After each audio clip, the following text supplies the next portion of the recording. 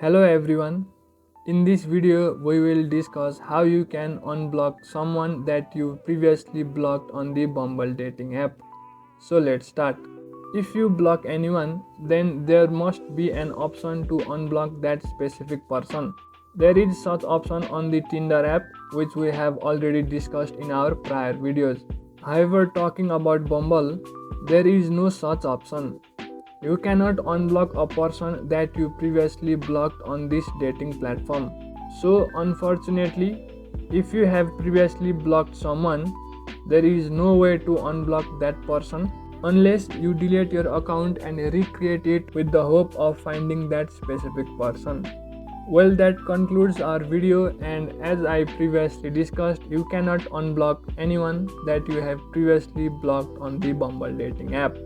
Make sure to leave a like if you found this video helpful, and don't forget to subscribe to the channel for further videos.